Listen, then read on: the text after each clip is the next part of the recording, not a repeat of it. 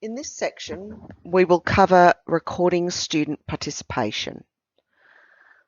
There's more than one way to record student participation. The first way I'll demonstrate is via the student study plan.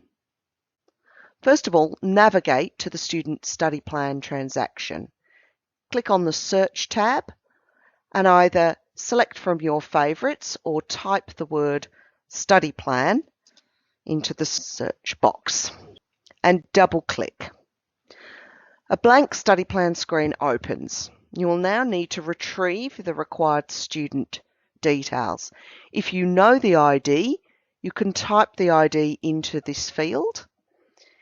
If you don't know the student ID, you can search for the student by clicking on the lookup next to the student ID field and typing in the words, the student surname and first name.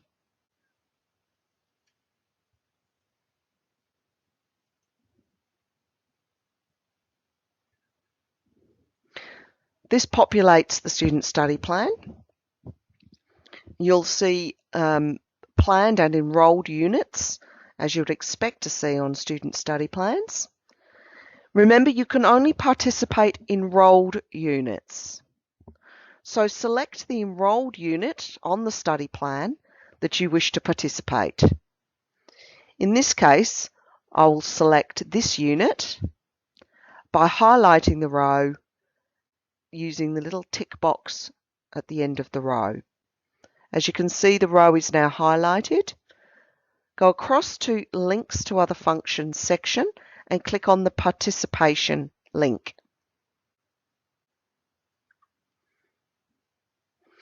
You'll notice that the details will populate the top of the participation screen.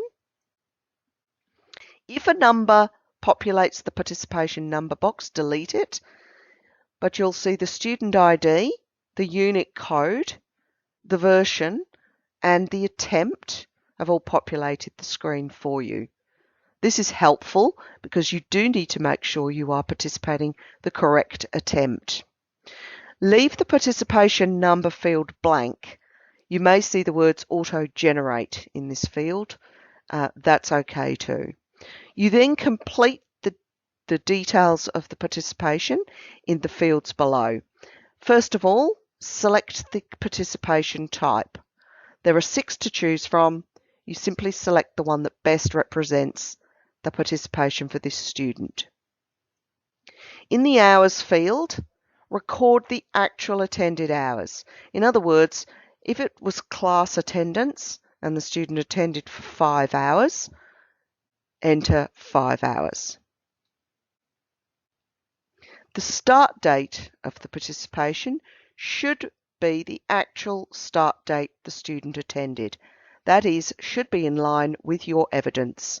In this case, perhaps a class roll, which shows that the student attended on, for example, the 15th of February. You can either type the date or you can use the little calendar to select the correct date. A little trick, if you tab, the end date will populate the same date as the start date, which is likely to be accurate. Most participations start and end on the same day. If for some reason the participation went over more than one day, you could change that date to an accurate end date. Please leave the study measure fields and the study measure value fields blank. According to Federation training policy, we do not populate these fields.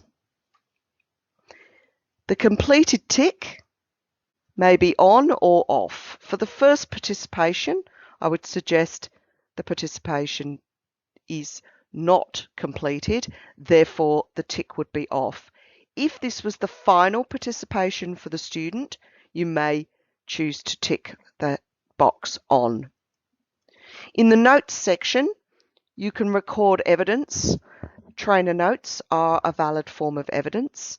However, if it was class attendance, it's likely you will have a class attendance roll as evidence of participation, and here you may wish to refer to your evidence. In this case, refer class role, for example.